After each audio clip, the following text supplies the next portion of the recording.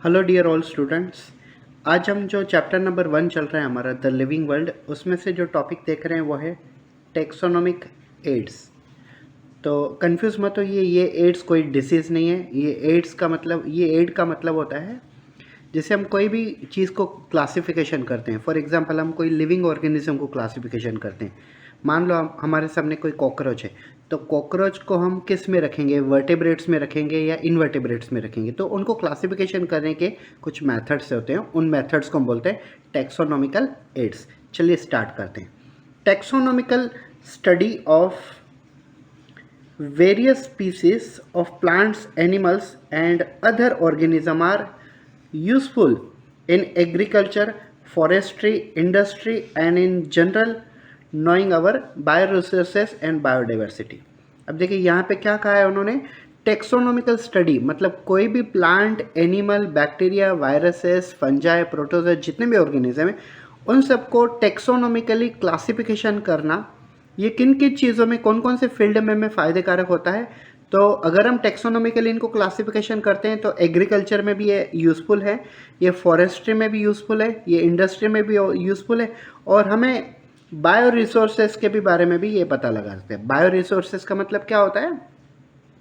For example आज तक कितने लिविंग ऑर्गेनिज्म पाए गए हैं, प्लांट कितने, एनिमल कितने, या तो कितने एक्सटिंक्ट हो गए, इन सब की जो डिटेल स्टडी होती है वो हम बायो रिसोर्स के थ्रू करते हैं। This study would require correct classification and identification of organism। अगर हम टेक्सोनॉमिकल स्टडी करते हैं तो हमें टेक्सोनॉमिकल स्टडी करने के लिए हमें proper correct classification and identification of organism काफ़ी इंपॉर्टेंट है। अब क्लासिफिकेशन और आइडेंटिफिकेशन का मतलब हमने इस लेसन में पहले भी देखा हुआ है, मैं आपको फिर से बता देता हूँ। क्लासिफिकेशन का मतलब होता है हम कोई भी ऑर्गेनिज्म को किंगडम से लेकर स्पीसीज तक उसे क्लासीफाई करते हैं। फॉर एग्जाम्पल अगर आप कोई फ्लावर लो, चाइना रोज पकड़ लो, तो चाइना रोज का किंगडम क्या हुआ? किंगडम हुआ प्लांटी, ठीक है, और उसकी स्पीसीज होती है रोजा साइनेंसिस। तो ऐसे क्लासिफिकेशन होता है। और आइडेंटिफिकेशन मतलब उस प्लांट को, बैक्टीरिया को, वायरस को, एनिमल को, जो भी है उसे प्रॉपर आइडेंटिफाई करें। आगे बढ़ते हैं। Identification of organism require intensive laboratory and field studies.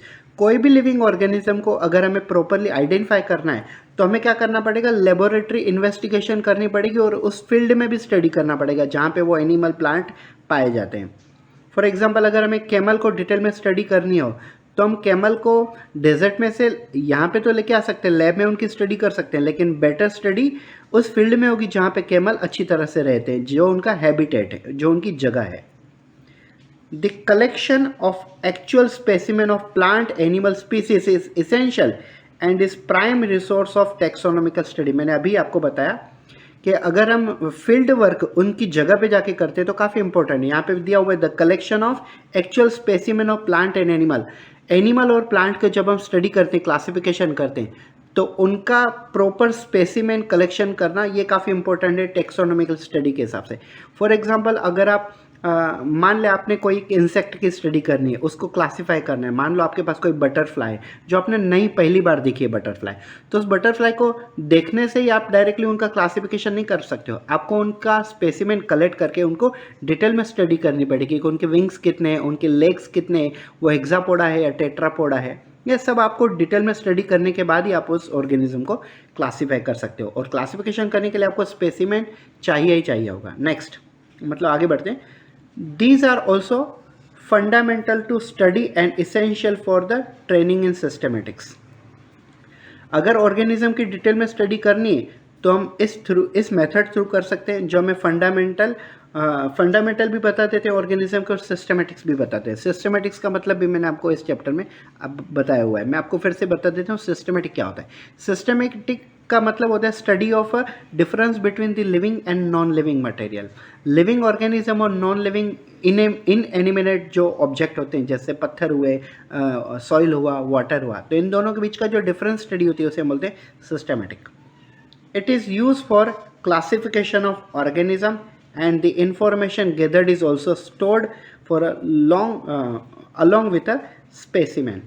अब ये चीज़ कहाँ यूज़ में होती है? ये ऑर्गेनिज्म को क्लासिफिकेशन में तो यूज़ में होती है, लेकिन जब हम सैंपल कलेक्ट करते हैं तो सैंपल कलेक्ट करते समय हमारे पास जितनी भी इंफॉर्मेशन कलेक्ट होती है वो इन्फॉर्मेशन को हम आगे चल के स्टोर भी कर सकते हैं। और स्टोर करने के फ़ायदा क्या होता है?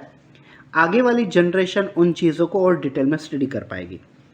इन some cases specimen is preserve for the future study. जैसे मैंने अभी आपको बताया, मान लो मैं कोई एक रिसर्च करता हूँ, तो रिसर्च करने के बाद मैंने जो सैंपल कलेक्ट किए हुए हैं वो सैंपल अगर मैं उनका कलेक्शन करके अच्छी तरह से प्रिजर्व करता हूँ तो आगे आने वाली जो पीढ़ी होगी, आगे आने वाले जो स्कॉलर स्टूडेंट होंगे, उनको वो ईजी हो जाएगा, जस्ट बिकॉज उनको सैंपल कलेक्शन फिर से नहीं करना पड़ेगा जो मैंने ऑलरेडी कलेक्ट करके रखा हुआ है। Biologists have established certain procedure and technique to store and preserve information as well as the specimen। अब यहाँ पे बताया गया हम जो बायोलॉजिस्ट होते हैं उन्होंने कुछ ऐसे टेक्निक्स बनाए हैं जिस टेक्निक के थ्रू हम उन सैंपल को भी प्रिजर्व कर सकते हैं और उनकी इंफॉर्मेशन को भी डिटेल में स्टडी कर सकते हैं। Some of this explain help to understand the uses of this aids. अब यहाँ पे कुछ हमें कुछ ऐसी टेक्निक्स दी हुई हैं जिस टेक्निक को हम डिटेल में स्टडी कर सकते हैं। फॉर एग्जांपल हर्बेरियम हुआ, बॉटेनिकल गार्डन हुआ, फिर जूलॉजिकल पार्क हुआ, ऐसे ये सब इंफॉर्मेशन हम डिटेल में देखते हैं। हेलो फ्रेंड्स, तो आज का हमारा जो टॉपिक है वो है हर्बेरियम। तो क्या होते हैं हर्बेरियम और ये प्लांट और एनिमल की क्लासिफिकेशन में क्या इंपॉर्टेंट रोल प्ले करते हैं हम डिटेल में देखते हैं। Herbarium is a store house of collected plant specimen and the dried preserve on sheet. क्या बोल रहे हैं? हर्बेरियम एक ऐसा स्टोर हाउस है जहाँ पे प्लांट मटेरियल को हम कलेक्ट करते हैं, उनके स्पेसिमेन को हम ड्राई करते हैं और प्रेस करते हैं। अब प्रेस करना का मतलब क्या होता है? जो भी सैंपल होते हैं, अब मान लो आपने कोई प्लांट मटेरियल लिया, तो प्लांट मटेरियल को लेने के बाद आप उसे ड्राई कर सकते हो। कैसे ड्राई कर सकते हो? जैसे हम पुरानी टेक्निक है, एक फ्लावर, मान लो आपके पास रोज़ फ्लावर है, तो रोज़ फ्लावर को एक नोटबुक में रख दीजिए और नोटबुक में रखने के बाद आप उसे अपने बेड या तो तकिए के नीचे रख दो। 5-6 दिन के बाद उस नोटबुक के जो पेपर है वो फ्लावर का जो लिक्विड है, पानी होगा, उसे एब्जॉर्ब करने के और फ्लावर पूरा ड्राई हो जाएगा। उस ड्राई फ्लावर को सीधा सीधा आप क्या कर सकते हो? ऐसी एक शीट ले सकते हो और इस शीट में एक साइड फ्लावर होगा और एक साइड आप उसकी क्लासिफिकेशन लिख सकते हो। तो ये बेसिकली हर्बेरियम होता है। Further this sheets are arrange, आगे बढ़ते हैं।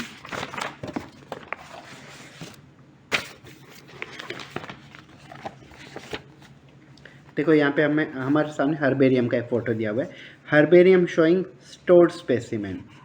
ठीक है, तो हमें करना क्या होता है बेसिकली, मान लो हमारे पास एक शीट है, तो इस शीट में हम 2 पार्ट करेंगे। एक साइड में हम प्लांट मटेरियल को स्टिच करेंगे या तो स्टिक करेंगे, जो भी हमारे पास प्लांट मटेरियल ड्राई हो जाएगा वो हम यहाँ पे स्टिक कर देंगे और उसके साइड में हम उस प्लांट का क्लासिफिकेशन रखेंगे। ठीक है, फॉर एग्जांपल किंगडम, सब किंगडम, क्लास, सब क्लास, जीनस, स्पीसीज, ये जो भी क्लासिफिकेशन है, फैमिली, सीरीज, वो सब डिटेल में लिखेंगे। तो इस वाली चीज़ को हम बोलते हैं herbarium. According to the universal accepted system of classification, according to the universal, अब जो प्लांट की या तो एनिमल की क्लासिफिकेशन की जो सिस्टम है वो सिस्टम ही हम हर्बेरियम में अप्लाई करते हैं। This specimen along with their description on herbarium sheet becomes storehouse of repository for the future use। अब क्या बताया गया है उन्होंने यहाँ पे, जो भी हर्बेरियम शीट में हम जो स्टोर करते हैं, हर्बेरियम शीट स्टोर करते हैं, जैसे मैंने आपको कहा कि एक साइड हम स्टिच करते हैं और एक साइड क्लासिफिकेशन करते हैं, तो उसे हम बोलते हैं हर्बेरियम शीट। वो हर्बेरियम शीट हमें यहाँ पे स्टोर करना होता है। इस जगह पे जो हर्बेरियम शीट स्टोर करते हैं वो आने वाली जनरेशन को ईजी हो जाएगी। फॉर एग्जांपल, हमें आज अगर मैं आपको पूछूं, कोई प्लांट के बारे में पूछूं, फॉर एग्जांपल लोटस प्लांट के बारे में डिस्क्रिप्शन बताइए, तो आप सीधा सीधा गूगल करके चेक कर लोगे। लेकिन पहले के ज़माने में गूगल नहीं था, तो उस समय कोई अगर स्टूडेंट लोटस प्लांट के बारे में डिटेल में स्टडी करता था, रोज़ प्लांट के बारे में डिटेल में स्टडी करता, कोई भी प्लांट के बारे में डिटेल में स्टडी करता, तो हर्बेरियम शीट में अपना डिटेल अरेंज करके रख देता था। और आने वाली जनरेशन को उन प्लांट के बारे में डिटेल में स्टडी करनी होती तो हर्बेरियम शीट में से कर सकते हैं। लेकिन आजकल तो गूगल है, तो आजकल इनका इतना यूज़ नहीं, लेकिन साइंटिफिक वे से देखा जाए तो प्रॉपर उनका यूज़ है। The herbarium sheet are also carry label providing information about date and the place of collection. Herbarium sheet में हम वो भी मेंशन करते हैं कि हर्बेरियम किसने कलेक्ट किया हुआ है, उसकी डेट क्या है और हर्बेरियम किस टॉपिक से रिलेटेड है। English local and botanical name, family collectors name etcetera. यहाँ पे इंग्लिश में भी नाम लिखा होता है और उसका साइंटिफिक नाम भी लिखा होता है। जो जैसे मान लो आंवला का प्लांट है तो कॉमनली उसे हम बोलेंगे आंवला, लेकिन साइंटिफिक नाम बोलेंगे इम्बिलिका ऑफिसिनेलिस। नीम प्लांट है तो नीम प्लांट को कॉमनली हम इंग्लिश में नीम बोलेंगे, साइंटिफिक नाम होगा उसका अब साइंटिफिक नाम अगर नीम का देखें तो होता है अजदरिक्ता इंडिका। ऐसे ही हर, जैसे मैंगो है मैंगीफेरा, इंडिका तुलसी है Ocimum sanctum etcetera. Herbaria also serve as a quick referred system of taxonomical study. Herbaria को हम टेक्सोनॉमिकल स्टडी के लिए क्लासिफिकेशन करने में काफ़ी इंपॉर्टेंट मानते हैं। हेलो फ्रेंड्स, तो अब हम डिस्कस कर रहे हैं बोटेनिकल गार्डन। सबसे पहले मैं आपको बेसिक बता दूं कि नॉर्मल गार्डन और बोटेनिकल गार्डन में काफ़ी अंतर होता है। नॉर्मल जो गार्डन होते हैं वो गार्डन हम बेसिकली घूमने के लिए जाते हैं, लेकिन बोटेनिकल गार्डन ये स्टडी पर्पस के लिए होते हैं। आपको जब भी आप बोटेनिकल गार्डन में जाते हो तो आपको उस गार्डन में कोई भी प्लांट होगा तो उस प्लांट के ऊपर टैग लाइन लगी होगी, उस प्लांट के ऊपर टैग लगा होगा, मतलब उसके नेम लिखे होंगे। जैसे कोई प्लांट है, मान लो आप नीम का प्लांट देख रहे हैं तो नीम प्लांट के ऊपर उसका कॉमन नाम लिखा होगा नीम और साइंटिफिक नाम भी नीचे लिखा होगा जीनस और स्पीसीज, जिसे बोलते हैं अजोदरिक्ता इंडिका। मान लो है आंवला तो आंवला का साइंटिफिक नाम है इम्बिलिका ऑफिसिनेलिस। तो ऐसे बोटेनिकल गार्डन नॉर्मल गार्डन से अलग होता है। चलिए स्टार्ट करते हैं हम। This specialised garden have collection of a living plants for reference. ये एक स्पेसिफिक गार्डन है लेकिन एक स्पेसिफिक गार्डन है जहाँ पे काफ़ी सारे प्लांट्स की कलेक्शन आपको एक ही जगह पे दिखाई जाएगी और वो फ्यूचर में स्टडी करने के लिए काफ़ी इम्पोर्टेंट है। Plant species in this garden are grown for identification purpose and each plants are labeled indicating its botanical and scientific name of its family। अब मैंने आपको पहले ये चीज़ पहले क्लियर कर दी कि यहाँ पे जितने भी प्लांट होते हैं उनको स्पेसिफिक आइडेंटिफिकेशन करने के लिए, क्लासिफिकेशन करने के लिए यूज़ किया जाता है और हर प्लांट के ऊपर आपको उनका नॉर्मल कॉमन नेम और साइंटिफिक नेम दोनों चीज़ें दी होती। नॉर्मली जो कॉमन नेम क्या होते हैं, फॉर एग्ज़ाम्पल अगर हम देखें कि मैंगो प्लांट का नाम है मैंगो, ये कॉमन नाम है उसका, और जिसे हम वर्निकुलर नेम्स के भी पहचानते हैं और जोग्राफिकल नेम से भी पहचानते हैं, लेकिन साइंटिफिक नेम है मैंगीफेरा इंडिका। जैसे एनिमल में होता है, फ्रॉग को हम बोलते हैं राणा टाइग्रिना, कॉकरोच को बोलते हैं पेरीप्लेनेट अमेरिकन। ऐसे ही कॉमन नेम और साइंटिफिक नेम होते हैं। The famous botanical garden is at Kew England. अब दुनिया का सबसे बड़ा अगर फेमस गार्डन अगर देखें तो वह है क्यू बोटेनिकल गार्डन इंग्लैंड।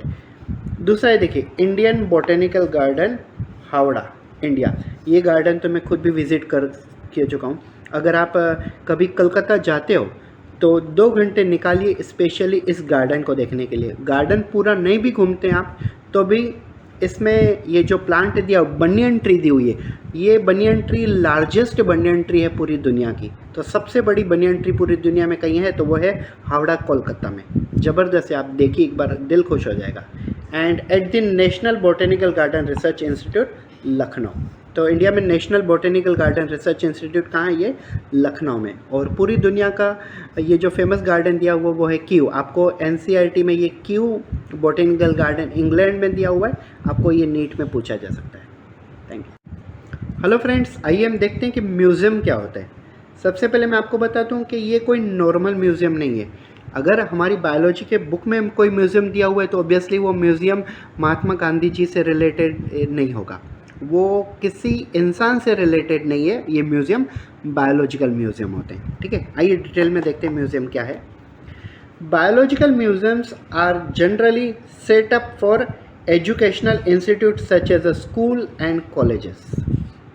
अब जब आप बायोलॉजी की लेबोरेटरी में जाते हो स्कूल में या तो कॉलेज में, स्कूल में तो इतना हमें देखने को नहीं मिलता, लेकिन कॉलेज में स्पेशली जो बायोलॉजी की लैब होती है, या तो सीनियर कॉलेज में आप बीएससी में जाओ, एमएससी में जाओ, botany, zoology, biochemistry, microbiology, biotechnology, ये जो लेबोरेटरी होते हैं उन लेबोरेटरी में हमें ये बायोलॉजिकल म्यूज़ियम दिखाई देते हैं। Museum have collection of preserve plant and animal species for the study reference. Museum में प्लांट और एनिमल ये दोनों पाए जाते हैं। इवन दो अगर आप माइक्रोबायोलॉजी के लैब में जाओ तो आपको वहाँ पे बैक्टीरिया भी पाए जाएंगे, वायरोलॉजी के लैब में जाओ तो वायरसेस भी पाए जाएंगे, बायोटेक्नोलॉजी के लैब में जाओ तो आपको preserve DNA, RNA, chromosome, genes ये सब भी चीज़ें पाई जाएगी। ये 11th स्टैंडर्ड तक है, इसके लिए हमें सिर्फ प्लांट और एनिमल के बारे में बताया गया है। Specimens are prepared in the container और jar in a respective solution. यहाँ पे दिया है कि जो प्लांट और एनिमल के जो स्पेसिमेन है वो स्पेसिफिक कंटेनर कांच के जार में रखे जाते हैं और स्पेसिफिक उनको एक प्रिजर्वेटिव सॉल्यूशन होते हैं। प्रिजर्वेटिव जैसे फॉर्मेल्डिहाइड हुआ, फॉर्मेल्डिहाइड एक अच्छा फॉर्मेल्डिहाइड और फॉर्मेलिन ये प्रिजर्वेटिव होते हैं। प्रिजर्वेटिव का मतलब ऐसा होता है, मान लो कोई एक डेड फिश को आप एक कांच के बॉटल में भर देते हो और उसके साथ फॉर्मेल्डिहाइड या तो फॉर्मेलिन डाल देते हो तो वो फिश डिकम्पोज नहीं होगी 10 साल तक, 20 साल तक, तो उसे हम बोलते हैं preservative. Plants and animal species specimen में ऑल्सो भी preserve as a dry specimen.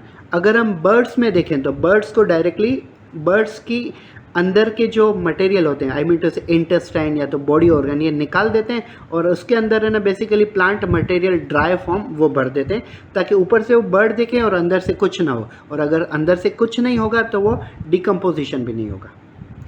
Insect are preserve insect boxes after collecting, killing and pinning. मैंने अभी आपको बताया इंसेक्ट और बर्ड्स को बेसिकली ऐसे प्रिजर्व करते हैं। Larger animal like birds and mammals are usually stuffed and preserve. यहाँ पे एनिमल के बारे में मैंने कहा है, मैमल्स के बारे में, लेकिन स्पेशली एनिमल में बर्ड्स अगर देखो तो बर्ड्स को पहले तो मार दिया जाता है, उसके अंदर के इंटेस्टाइन और बाकी जो ऑर्गेनल्स हैं वो सब निकाल दिए जाते हैं, फिर उनको स्टिफ किया जाता है और फिर एक लकड़ी की मदद से उन्हें लटका दिया जाता है। Museum often have collection of skeleton of animal too. आप अगर देखो तो म्यूजियम में हमें एनिमल्स के स्केलेटन भी पाए जाते हैं। अब आप देखो भारत में काफ़ी ऐसे म्यूज़ियम है जहाँ पे ब्लू व्हेल के भी स्केलेटन पाए जाते हैं। ठीक है, तो ये है हमारा म्यूज़ियम। स्पेशली ऐसे हम क्या कहेंगे, बॉटेनिकल म्यूज़ियम नहीं, बायोलॉजिकल म्यूज़ियम, जिसमें हर प्रकार के हम लिविंग ऑर्गेनिज्म की स्टडी कर सकते हैं जो ऑलरेडी डेड फॉर्म है और प्रिजर्व किए गए हैं। हेलो फ्रेंड्स, अब हम स्टडी कर रहे हैं जूलॉजिकल पार्क। तो जूलॉजिकल पार्क और नॉर्मल ज़ू में इतना फ़र्क नहीं होता, लेकिन देखा जाए तो जैसे चिड़ियाघर होते हैं ज़ू, तो इनमें सभी एनिमल पिंजरों के अंदर बंद होते हैं। ठीक है, और हम उनको इजीली देख सकते हैं। मान लो आप कोई चिड़ियाघर में जाते हो तो चिड़ियाघर में अंदर शेर भी हैं, भालू भी हैं, चीते भी हैं, बंदर भी हैं, सांप भी होते हैं, लेकिन हमारी प्रॉपरली सेफ्टी है जस्ट बिकॉज वो पिंजरे के अंदर बंद है। तो ये खासियत है नॉर्मल जू की और वाइल्ड लाइफ सेंचुरी की। ठीक है, चलिए देखते हैं हम। These are places where wild animals are kept in protected environment under a human care which is enable to learn about their food habits and behaviour. मैंने अभी आपको बताया कि जूलॉजिकल पार्क एक ऐसी जगह है जहाँ पे एनिमल्स को, स्पेशली वाइल्ड एनिमल्स को कलेक्ट करके पिंजरों में रखा जाता है, और वो भी इंसानों की निगरानी में, मतलब जो उन एनिमल को प्रॉपरली हैंडल कर सके उनके अंडर में ही हमें ये देखने जा सकता है। For example Rajiv Gandhi national park Poona में भी है, दिल्ली में भी है। और अगर ऐसे नेशनल पार्क में अगर हम जाते हैं तो हमें कोई भी लिपर्ड से या तो कोई टाइगर से, लायन से डरने की जरूरत नहीं, बिकॉज वो अंदर जेल में, मतलब आई मीन टू से पिंजरों में बंधे। देखा जाए तो बेचारे जेल में ही बंधे, तो ये पिंजरों में बंधे, और पिंजरों में बंधे तो हमारी सेफ्टी के लिए बंधे। अब इनको रखा क्यों जाता है ऐसे? तो अगर बेसिकली देखा जाए तो आज लायन, टाइगर, ऐसे एनिमलों को हम सिटी में तो देखना काफ़ी मुश्किल हो जाएगा, जंगल में ही देख पाएंगे। लेकिन अगर हमें इनको देखना है तो फिर चिड़ियाघर ही एक ऐसा ऑप्शन है, तभी उनको वहाँ पे रखा जाता है। लेकिन उनकी प्रॉपरली स्टडी भी की जाती है, वहाँ पे केयर भी की जाती है। All animals in a zoo are provided as far as possible the condition similar to their natural habitat. ये वाली लाइन जो है ना एनसीईआरटी मुझे काफ़ी बढ़िया पसंद आती है। अब इसका मतलब क्या होता है, देखो मान लो हम हमारे घर में रह रहे हैं, तो हम हमारे घर में रह रहे हैं तो हमारे लिए सबसे बेहतर एनवायरनमेंट है। अगर हमें जंगल में भेज दिया जाए तो हम जंगल में नहीं रह पाएंगे, बिकॉज हमें सेफ्टी नहीं है वहाँ पे। सेम वे एनिमलों को जंगल में से चिड़ियाघर में तो लेके आते हैं, प्राणी संग्रहालय में तो लेके आते हैं, लेकिन उनको प्रॉपरली जैसा उनका नेचुरल हैबिटेट है जंगल, ऐसा देने की कोशिश की जाती है, लेकिन इतना देना मुश्किल नहीं। यहाँ पे दिया हुआ है एज फार एज पॉसिबल, जितना हो सके इतना उनको नेचुरल कंडीशन प्रोवाइड की जाती है, लेकिन कितना भी कोशिश करो नेचुरल उनका घर के जैसे आप इन्वायरमेंट प्रोवाइड नहीं कर सकते। उनके घर के जैसे इन्वायरमेंट कैसे प्रोवाइड कर सकते हो? सिर्फ वाइल्ड लाइफ सेंचुरी में कर सकते हो। Children love visiting this park commonly called as a zoo. बच्चों को काफ़ी पसंद है, बच्चों को नहीं सबको पसंद आता है, बिकॉज आजकल ऐसे एनिमल दिखने को कहाँ मिलते, तो सबको पसंद आता है। ये देखिए कुछ फोटोग्राफ्स दिए हुए हैं हमारे सामने, ये NCERT में दिए हुए हैं।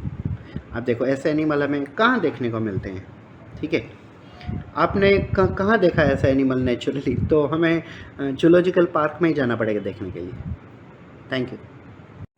सो गाइस, हमारे NCERT के चैप्टर नंबर 1 में द लिविंग वर्ल्ड में हमें आखिरी में कंसेप्ट दी हुई है की। तो देख लेते हैं हम की क्या है। की is the another taxonomical add use in identification of plants and animal based on similarity and differences और डिसिमिलरिटी। की एक ऐसा फीचर है जिसमें हम प्लांट और एनिमल को डिफरेंशिएट कर सकते हैं on the basis of their similarity and dissimilarity. उन एनिमल और प्लांट के बीच में समानता क्या है और असमानता क्या है, दोनों के बीच में सेम चीज़ें क्या है और डिफरेंसेस क्या है, उनके बेस पे हम उनको डिफरेंशिएट कर सकते हैं। तो उसे हम बोलते हैं की। The key is based on contrasting character generally in a pair called couplet. अब देखो इन्होंने क्लियरली कहा है कि कपलेट का मतलब दिया हुआ है कि की एक ऐसी फीचर है जिसमें हम कॉन्ट्रास्टिंग कैरेक्टर को स्टडी करते हैं, और कॉन्ट्रास्टिंग कैरेक्टर को कब? पेयर में, उसे हम बोलते हैं कपलेट। आप पेयर से भी समझ सकते हो, पेयर मतलब 2 और कपल में 2 लोग होते हैं, तो पेयर मतलब कपलेट, आप ऐसे अंदाजा लगा सकते हो। It represent the choice made between 2 opposite option. 2 अलग अलग जो ऑप्शन है उन दोनों के बीच में ये चॉइस है। This result in acceptance of only one and rejection of another. जैसे अगर हमें 2 कैरेक्टर को स्टडी करना है तो उसमें एक एक्सेप्टेड हो जाएगा और दूसरा खुद ब खुद रिजेक्ट हो जाएगा। Each statement in the key is called lead. देखो अभी हमने यहाँ पे देखा है कि 2 अपोजिट ऑप्शन है, ठीक है, तो उसमें जो कोई भी स्टेटमेंट जो होता है की में उसे हम बोलते हैं लीड। सेपरेट टेक्सोनोमिक की are required for each taxonomic category such as a family, genus, species for identification purposes. Key are generally analytical in nature. अब अगर हमें उनको फीचर स्टडी करने तो हम उनको फैमिली, जीनस, स्पीसीज इनको भी आइडेंटिफाई करना होगा, बिकॉज अगर हम फैमिली, जीनस, स्पीसीज आइडेंटिफाई नहीं करेंगे तो उनके हमें सिमिलरिटी और डिफरेंसेस हमें नहीं समझेंगे।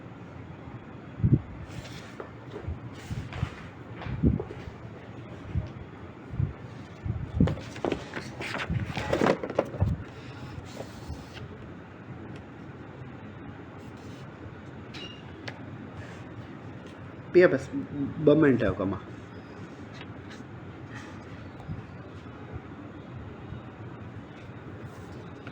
Flora, manuals, monograph and catalogue are the some of the means of recording description.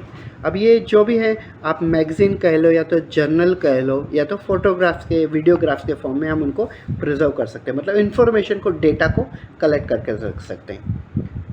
They also help in correct identification.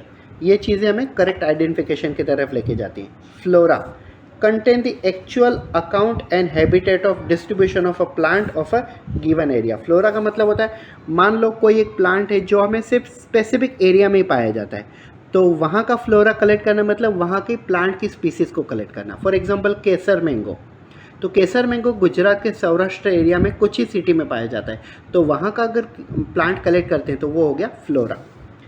This provide the index to plant species found in a particular area. ये क्या बताता है हमें कि उस specific area में, कुछ particular area में कितने प्रकार के प्लांट हैं, तो ये हमें डिटेल में बताता है।